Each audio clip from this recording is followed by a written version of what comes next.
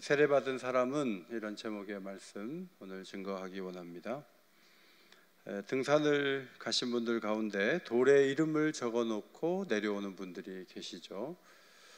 요즘 사람들만이 아니라 아주 오래전 사람이 한자어로 오래전에 바위에다가 이렇게 새겨 놓은 이름을 본 적도 있습니다.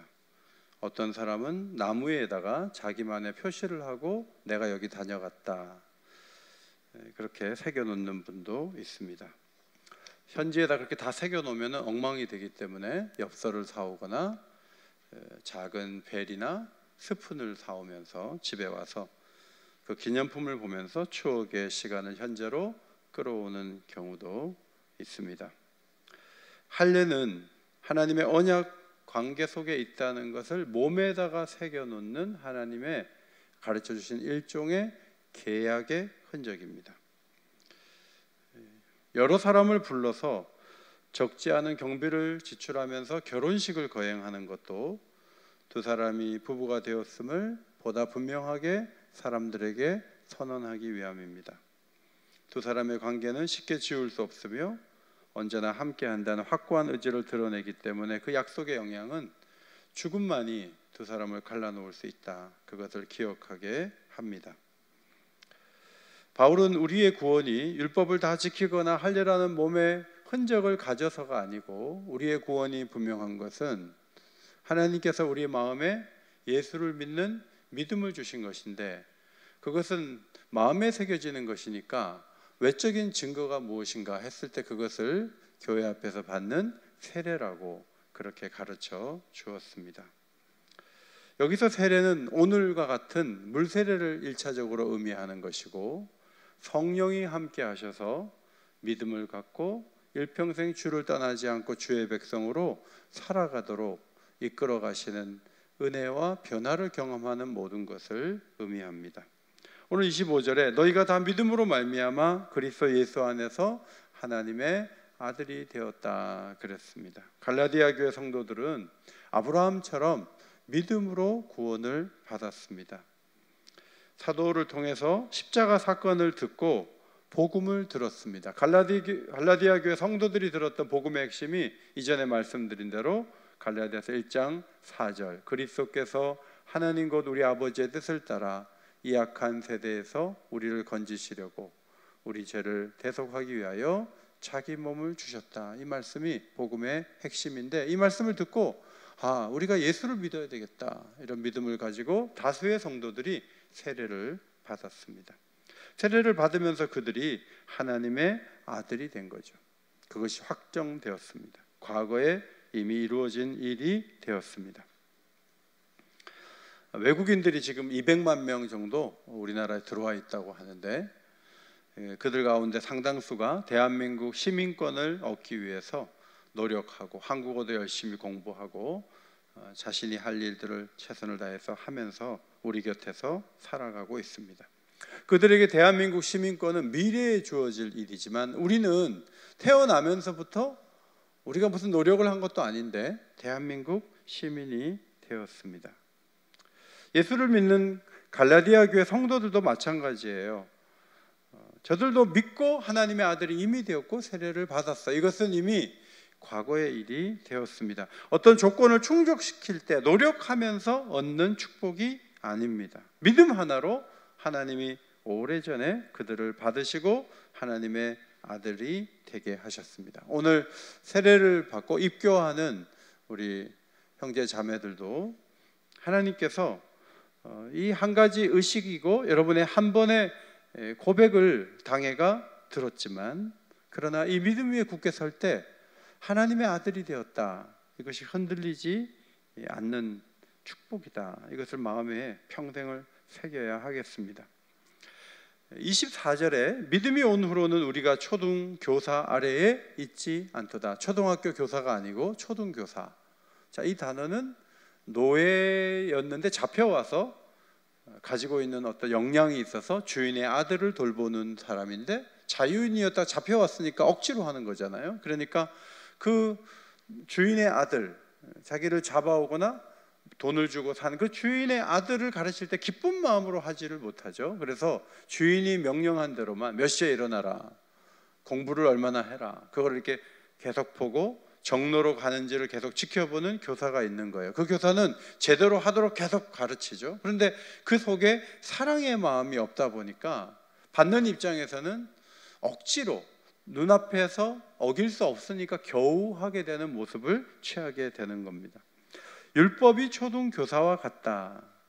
예수님이 오시기 전에는 사람들에게는 율법이 어겼느냐 안 어겼느냐 그거를 겨우 해나갔는데 결국은 모두가 율법을 어겨서 모두가 죄 아래 놓이게 되었다는 것입니다. 그래서 절망하게 되었는데 이 세상에는 발각된 죄인과 그 다음에 죄가 아직 발각되지 않은 숨겨놓은 죄가 있는 죄인, 두 종류만이 존재하게 되었어요. 이 절망의 상황에서 하나님께서 예수님을 보내셔서 대속의 피를 흘리게 하시고 십자가에 내어주심으로 우리가 구원받는 길을 열어 놓으셨습니다. 그 예수님을 마음에 모실 때 성령이 오시는데, 성령이 오시는 것도 교회 생활을 잘하고 봉사활동도 하고 나 성령이 오시는 것이 아니고 그냥 예수를 믿는 순간에 성령이 오시는 거죠. 놀라운 축복을 우리가 받았다 하는 것을 강조합니다. 그래서 교회의 기초, 성도의 기초는 예수 그리스도와 성령이세요. 우리가 뭘 많이 한 것이 아니고 우리의 기초는 예수님의 순종과 자기 생명을 내어주신 그리스도의 사랑, 이것이 우리가 받은 놀라운 은혜다, 이렇게 볼 수가 있습니다. 종과 주인의 큰 차이는 두 가지예요.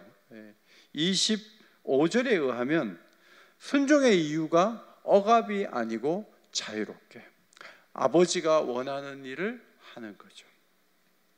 아버지니까 하는 거예요. 어느 아버지가 국수집을 하는데 딸이 고등학생이니까 알바를 써요. 딴 사람하고 시급을 똑같이 줘요. 그러면 딸이니까 일을 더 안 할 수도 있지만 정말 사랑을 많이 받은 딸이라면 똑같은 돈을 받지만 다른 사람까지 살피면서 열심히 일하죠. 왜? 그 가게가 자기네 가게니까. 그래서 순종의 이유가 자발적이고 자유로워요. 두 번째, 종과 아들의 차이는 상속에 있습니다. 아버지의 재산이 아들에게 물려주는 거예요. 뭘 잘해서 물려주는 게 아니에요. 그냥 아들 되었으니까 물려주는 거예요. 지금이야 뭐 잘하는 아들은 좀 많이 받아라, 못하는 아들은 조금 받아라, 이렇게 할 수 있는 부모의 어떤 권리 행사가 있겠지만, 그러나 그 기본은 자녀이기 때문에, 아들이기 때문에 얻는 것이죠. 오늘 성경에는 아들이라는 단어를 쓰지 않죠. 자녀라는 단어를 쓰지 않고 하나님의 아들이 되었다, 26절에 그렇게 기록되어 있어요. 그래서 딸들이, 여성분들이 속상하겠다. 오늘 입교하는 우리 중고등부 친구들이 있는데 왜 여기 딸이 없지? 이런 생각을 하는데, 딸이 있는가 찾아보니까 요한복음 1장 12절, 영접하는 자 곧 그 이름을 믿는 자들에게는 하나님의 자녀가 되는 권세를 주셨다 그랬는데, 여기서 아들과 딸이라는 의미지만 헬라어는 그냥 자식이라는 말이에요. 태어난 자식, 그걸 말해요. 그럼 굳이 왜 아들을 자꾸 아들이라는 개념을 쓰는가 하는 거예요. 이것은 상속 때문에 그래요. 29절에 나온 대로 유업을 이어받을 자라. 고대에는 아들만 줬어요. 딸은 안 줘요. 고대는 그랬어요. 그래서 여기서 딸을 쓰면은 상속자가 아닌 거예요. 그래서 그 문화 그대로 올라가서 이해하고 그 다음에 현대화해서 이해하는 게 중요하죠. 지금은 우리가 아들이라고 읽지만 딸을 포함한다는 것을 우리가 알고 있어요. 하나님을 아버지로 부를 수 있는 특권은 매우 중요하죠. 성령이 오셔서 하나님을 아버지라고 부르게 해요. 아이가 태어나면은 이제 엄마를 먼저 얘기하죠. 엄마 이렇게 하죠. 안 가르쳐도 한단 말이죠. 옆에서 아빠가 이렇게 쳐다보고 있으면 몇 개월이 지나면 아빠 이렇게 한다고요. 어느 날. 그리고 아빠가 너무너무 기뻐하죠. 막 때려가지고 너 아무것도 안 줄 거야. 아빠라고 불러. 하루 3번씩 불러야 돼. 이렇게 해갖고 겨우 하는 게 아니고 자연적으로 하게 되는데, 교회 생활을 하면서 놀랍게도 한 번도 만난 적이 없는 하나님인데, 그 하나님, 그 크신 하나님을 나도 모르게 하나님 아버지 하는데 마음이 편안한 거예요. 아버지. 성령께서, 양자의 영이신 성령께서 오셔서 우리가 입양되었음을 알게 하시고 우리로 하여금 아버지라고 부를 수 있도록 해주신 것, 이것이 얼마나 큰 축복인지 몰라요. 27절에 누구든지 그리스도와 합하기 위하여 세례를 받은 자는 그리스도로 옷 입었느니라. 세례를 받는 이유 중에 하나는 그리스도와 연합되기 위함인데, 그들은 그리스도로 옷 입은 자다. 그리스도로 옷 입었다. 자, 옷 입었다, 이 말 속에 몇 가지 의미가 있어요. 첫째로, 그리스도로 옷 입었다는 것은 그가 누구인지를 보여주는 거죠. 제가 오늘 가운을 입고 나왔잖아요. 목회자라는 신분이 이 옷 속에 담겨 있어요. 군복을 입은 사람은 군인이죠. 열차를 탔는데 정복을 입고 다니는 사람이 있죠. 철도청 직원이에요. 옷이 그 사람이 누구인가를 보여줘요. 그리스도로 옷 입었다는 것은 우리가 그리스도인이라는 것을 의미합니다. 우리에게는 많은 정체성이 있어요. 배화, 여고, 학생, 그 다음에 엄마의 딸, 앞으로 결혼하면 한 남편의 아내, 직장에 가면 대리가 되고 과장이 돼요. 그게 다 우리의 정체성과 관련된 직분이에요. 그런데 우리의 정체성 중에 가장 중요한 정체성이 뭔가 하면 그리스도인이에요. 그리스도의 사람이에요. 그리스도의 사람은 그리스도로 옷 입은 자예요. 얼마 전에 야권의 대권 후보 가운데 한 분이 뭐 스님도 찾아다니고 뭐 손바닥에다 뭐 적기도 하고 뭐 그러시는 분이 이제 기독교 이 성도들의 마음이 싹 돌았으니까 한국에서 제일 큰 교회 주일 예배 가가지고 기도하는 이렇게 모습이 이렇게 사진에 찍혔어요. 제가 그 사진을 이렇게 찍었어요. 신문을 꼭 찍고, 이 사람이 그리스도인인가? 이 사람이 그리스도로 옷 입었는가? 아니거든요. 아니에요. 또 여권의 대선 후보 가운데 한 분은 분당의 어느 교회에 이름이 있다 그래요. 등록을 했는지 모르겠어요. 근데 그 교회에서 얘기했어요. 그때 한 번 오시고 안 오셨다고. 교회 안 다닌다고. 분명히 입장을 밝혔어요. 그리스도인인가? 아니에요. 저는 교회 정치인들이 와서 선거 때면 우리 성도들이 좀 어떻게든 알아보고 한 표라도 더 찍을 수 있도록 하려고 하는 걸 저는 가능하면 지금까지 막아왔어요. 놀랍게도 제가 막 막아놓으면 그 사람들이 잘 되더라고요. 그래서 제가 가능하면 소개도 안 시키고, 뭐 세미나 강의한다 그래도 안 된다 그러고, 뭐 새벽 기도 때 오셔가지고 잠깐 만나자 그러지 안 올라갔어요. 제가 기도했어요. 그랬더니 국회의장도 되시고 계속 정치인들이 다녀가셨어요. 근데 정치인들이 왔을 때 그리스도인인가? 그리스도인이 아닌 경우가 많아요. 누가 그리스도인이죠? 예수를 믿어 세례를 받은 자가 그리스도인이에요. 그 사람은 그리스도로 옷 입은 사람이에요. 그리스도 옷 입은 자는 그리스도와 늘 함께 있죠. 제가 지금 옷을 입고 있잖아요. 옷 안에 제가 있는 거예요. 옷이 저를 보호해줘요. 오늘 영하로 떨어진다 그래서 두껍게 입고 오신 분이 많아요. 옷이 냉기를 차단하고 온기를 느끼게 해요. 그리스도 안에 있으면 그리스도를 의식해요. 그리스도의 임재 속에 살아갑니다. 그리스도의 도움을 받습니다. 눈에 보이지 않아도 어디를 가든지 주님과 동행하죠. 우리에게는 허물이 있어요. 그리스도로 옷 입으면 우리 하나님은 그리스도를 보시죠. 그래서 예수님께서 라오디게아 교회에 이런 말씀하셨어요. 흰 옷을 사서 입어 벌거벗은 수치를 보이지 않게 하라. 흰 옷을 사서 입어. 그리스도로 옷 입고 우리의 그 적나라한 모습이 하나님 앞에 보이지 않고 그리스도를 보실 수 있도록 해요. 그래서 우리는 용서받은 자로서 여기에 있는 거예요. 세 번째, 그리스도로 옷 입은 자는 그리스도를 따라가는 사람이죠. 자, 옷은 나를 끌지 못해요. 그러나 그리스도로 옷 입을 때 그리스도는 내가 하는 결정에 절대적인 영향을 미쳐요. 그리스도를 옷 입으면서 우리는 그리스도를 닮아가요.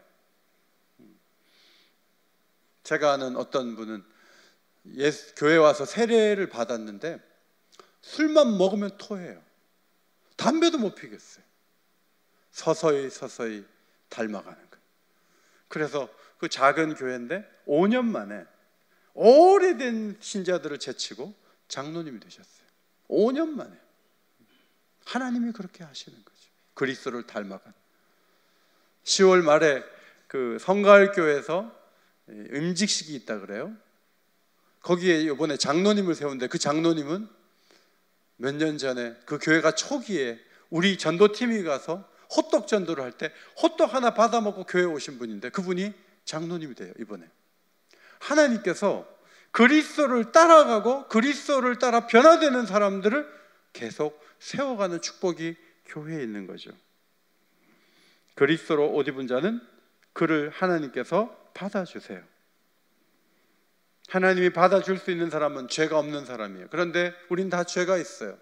그런데 그리스도로 옷 입었을 때 예수님 비유에 나온 것처럼 잔치 자리에 예복을 입지 않은 사람은 쫓아내라. 그 예복은 그리스도로 옷 입는 것을 말하는 거예요. 그리스도로 옷 입고 자신의 모든 것들을 가리우고 하나님 앞에 나가면 하나님이 얼마든지 받아주시고 교제할 자격을 주신다. 그래서 그리스도로 옷 입은 자는 옛사람이 아니에요. 새사람이에요.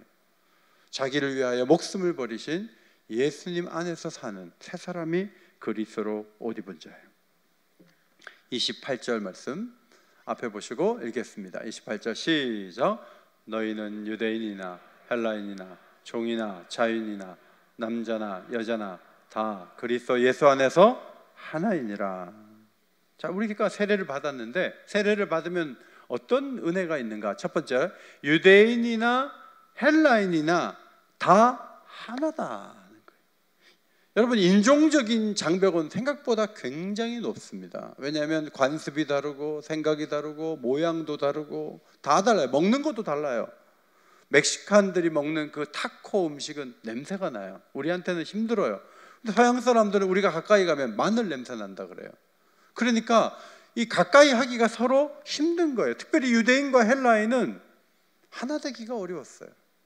특별히 유대인들은 자신들의 할례나 율법을 강요하려는 생각을 갖고 있어요. 헬라인들은 유대인이 대단하지도 않으면서 잘난 척한다고 무시해요. 그래서 서로가 교회에 모여도 하나 되기가 어려웠어요.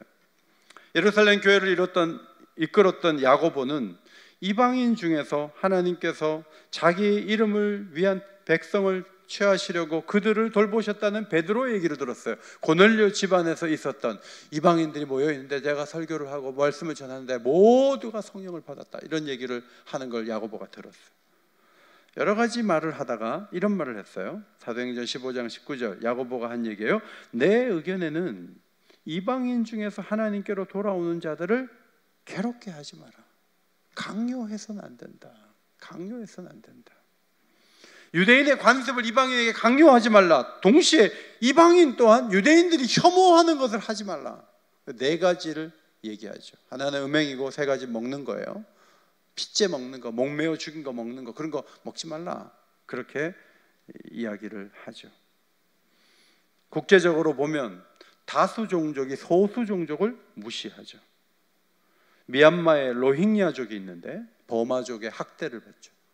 아웅 수지 여사가 로힝야족의 그 학대받는 것을 학살되는 그런 거를 눈 감았다. 그래서 문제가 되는 이야기를 본 적이 있어요. 교회도 여러 가지로 나뉘어질 수가 있거든요. 먼저는 지역색이 있을 수 있어요. 지역색을 극복해야죠. 그 다음에 뭐 학교를 어디 나왔다, 뭐 경복 출신이다, 막 그거 가지고 배화 아니면 안 된다. 우리 교회 뭐 그런 게 없지만 이제 그럴 수 있어요. 그 다음에 지금 우리 교회를 갈라놓을 수 있는 가장 큰 요인들은 정치적 성향이에요. 정치적 성향. 자기가 누구를 지지하면 그걸로 끝나면 되는데 막 카톡에다가 막 보내요. 욕하고 누구 지지하고 막 보내. 그거는 교회를 나뉘는 거예요. 우리는 정치적 성향에 따라 모인 공동체가 아니에요. 예수를 믿어 세례를 받고 하나가 됐기 때문에 유대인이나 헬라인이나 다 하나다. 민주당이나 국민의힘이나 하나다. 어떤 정치적 성향을 갖든지 교회는 하나다. 이 원칙을 지켜야 돼요. 그런데 다른 성향을 가지면 업신여겨요. 어떻게 그런 사람을 지지할 수 있냐. 나는 그런 사람이 많은 교회를 다닐 수가 없다고.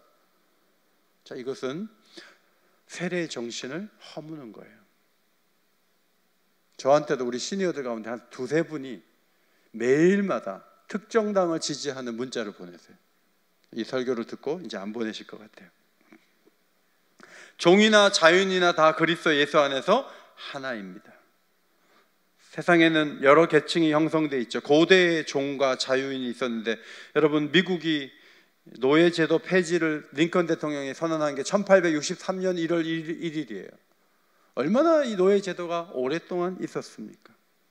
그러면 지금은 노예는 없지만, 주인도 없고 노예도 없지만 여전히 지금 우리는 나뉘어져 있죠. 그 중에 하나가 경제적 빈부차이예요. 고속열차를 타면 돈이 좀 있는 분들은 특실로 들어가요. 돈이 좀 적은 분은 좁은 공간에 앉아서 몇 시간을 견뎌요. 교회도 이런저런 차이점을 가지고 안 어울릴 수가 있어요. 아랫마을 윗마을이 있어요. 미국에 가면 좀 위에 좀 산 쪽에 언덕 쪽에 있는 지어진 집은 100만 불짜리가 많아요. 거기는 백인들이 주로 살아요. 저 밑에는 멕시칸들, 그리고 아시안들이 좀 밑에 살고 흑인들도 밑에 동네에 많이 살아요. 그러면 같은 학교를 보내도 아래 동네 애들하고 놀지 마라 이렇게 나올 수 있는 거예요. 그런데 교회도 아랫마을 윗마을이 있을 수가 있어요. 매우 주의해야 돼요. 뭐 직분을 가지고 얘기할 수도 있고. 예루살렘 교회는 완벽해 보였지만 어떤 사람은 계속 교회 지원을 받으면서 남편 없는 여인들이 도움을 받았는데 어떤 사람들은 계속 빠졌어요. 그 사람들은 외부에서 이사 오신 헬라파 유대인들이. 그러니까 이 사람들이 원망을 했어요. 그때 사도들이 어디서 원망을 하냐, 벌 받으려고 그러냐 이렇게 말하지 않고, 우리가 거기까지 손이 미치지 못하니까 성령과 지혜가 충만한 사람 7명을 뽑아서 그 일을 우리가 맡기겠습니다 하고 맡기죠. 그리고 나서 말씀에 집중하면서 그 말씀에 흥황하여 교회가 부흥되는 모습이 사도행전에 기록되어 있습니다. 우리는 섞일 수 없고 함께 할 수 없는 이런저런 상황들을 계속 이겨나가면서 하나 되는 공동체로 부름을 받았다. 이거는 가만히 있어도 되는 게 아니에요. 본능을 따르면 늘 분열돼요. 그런데 이 원칙을 따라서 하나가 되려고 애쓰고 계속 장벽을 허물어가는 그런 노력들, 이것이 우리에게 필요하죠. 세례를 받았다면 그렇게 노력해야 돼요. 마지막 하나는 남자나 여자나 다 그리스도 예수 안에서 하나라고 하는 것입니다. 여자들은요, 유대 사회에서는 숫자에 넣지 않았어요. 그래서 오병이어의 기적을 가지고 음식을 먹은 사람들, 예수님이 주신 보리떡 물고기 먹은 사람들 5,000명, 거기 여자 빠졌거든요. 안 넣었어요. 그러나 그리스도 안에서는 남자와 여자가 평등하다는 것을 성경은 우회적으로 계속 가르치죠. 베드로 사도가 남편들에게 그들의 아내는 연약한 그릇이지만, 베드로전서 3장 7절, 생명의 은혜를 함께 이어받을 자로 알아 귀히 여기라. 천국 가면 다 상속자야. 그러니까 여자들을 무시하면 안 돼. 여자를 귀히 여겨야 돼. 이렇게 그 고대의 사도가 가르쳤던 거죠. 이런 사상이 사실은 여자들도 상속을 받을 수 있는 법 개정으로 가서 이제 평등한 사회로 이끄는데 매우 중요한 기반이 된 것입니다. 오늘날 여성들은 교회 안에서 이런 영향 속에서 자신들이 할 일을 더 잘 헌신할 수 있는 길을 열어서 그 길을 걸어갈 수 있죠.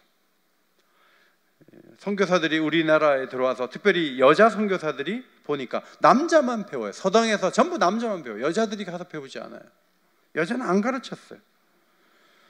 그래서 조선에 처음으로 여학교가 설립된 것이 여자 선교사들에 의한 건데, 처음으로 세워진 여자 학교가 정신여학교예요. 신입생 모집했는데 아무도 안 와요. 왜냐하면 집에서 부잣집에도 안 보내요. 여자들 가르칠 필요가 없다고. 그래서 첫 번째 신입생이 누구냐 하면 고아원에서 자란 여자 고아를 데려다가 가르치는 거예요. 그것이 첫 번째 정신여학교의 신입생들이었어요. 경남 부산 쪽에도 일신여학교가 있는데 1895년에 세워졌는데, 여기도 마찬가지예요. 여기도 신입생이 없어가지고 고아들을 불러서 여자아이들을 가르쳤어요. 그렇게 하면서 우리 사회가 발전된 거죠. 옛날에 그 교회당을 보면은 천을 가운데다 해놓고 오른쪽에 남자, 왼쪽 여자 이런 식으로 앉혔단 말이에요. 지금도 그렇게 된 예배당, 기역자 예배당이 있거든요. 전라도 가면 이제 그런 것들을 하나하나 타파하면서 남자와 여자가 평등하다, 이것을 가지고 온 것이 성경적 사상이고 가르침이죠. 세례를 받는 것은 내가 누구인가, 옆에 있는 이가 누구인가, 나는 그리스도와 어떤 관계에 있는가, 교회 안에 장벽이 있다면 그걸 어떻게 허물 것인가, 이제 세례를 받은 이 속에 이 모든 질문들과 대답이 담겨 있습니다. 세례를 받은 시점은 교회 생활의 초기죠.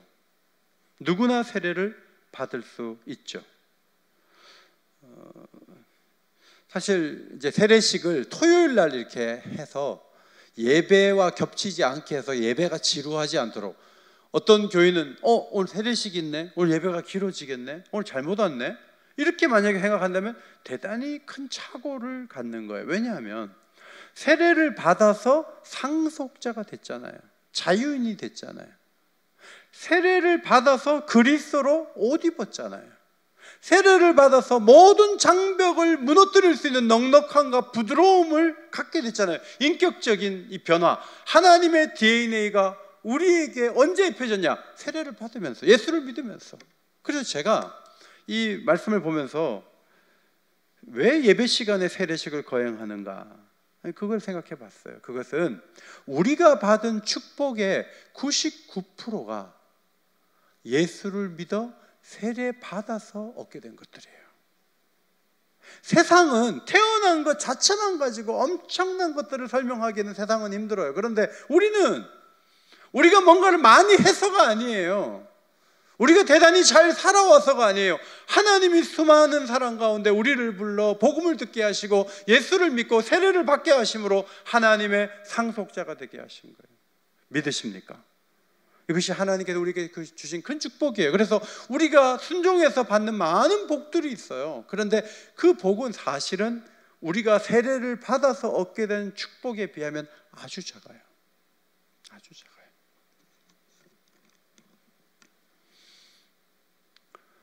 며칠 전에 사은회를 갔다 왔어요. 갔다 왔는데 22가정이 왔는데 사실 다 오면은 65가정 정도 돼요. 22가정밖에 못 왔어요. 코로나 시대이고 바쁘고 멀고 힘들고 뭐 스케줄이 있고 장례가 있고 그래서 못 오신 분도 있지만, 상당수는 이제 가르쳐 주신 스승 같은 목사님 앞에 내놓을 성적표가 필요한 거예요. 편안하게 만날 수 있는 목사님도 열매들이 있을 때 자긍심을 가지고 나타날 수 있어요. 저도 사실은 한 6, 7년 만에 갔다 온 것 같아요. 세상의 어떤 모임은 자기가 뭔가를 한 게 있을 때 동창회도 떳떳하게 나가는 거예요. 뭔가 베풀 수 있을 때 큰 소리치며 나타나는 거예요. 그런데 교회는 그렇지 않아요. 교회의 기본은 예수님이 우리를 위해 대속해 주셨고, 우리가 복음을 믿음으로 하나님의 자녀가 되었고 상속자가 되었고 그리스도로 옷 입었고, 우리는 어떤 경우에도 하나가 될 수 있다는 넉넉함과 놀라운 은혜를 받았다는 것, 이것이 교회가 갖고 있는 축복이에요. 그래서 이 세례는 오늘 뭐 어린애들이 세례 받구나, 이건 초기에 하는 거야. 나는 세례 받은 지 50년도 넘었어. 나하고 무슨 관계야? 그게 아니에요. 사실 세례를 받음으로 주신 축복을 다시 기억하고 내가 아브라함의 자손이라는 것을 마음에 되새기면서 세례 받은 자로 어떻게 살아가야 될 것인가, 그것을 마음에 새길 수 있는 중요한 기회가 바로 이 세례식 가운데 주어진다 하는 거예요. 29절 말씀 마지막으로 앞에 보시고 읽겠습니다. 시작. 너희가 그리스도의 것이면 곧 아브라함의 자손이요 약속대로 유업을 이을 자니라.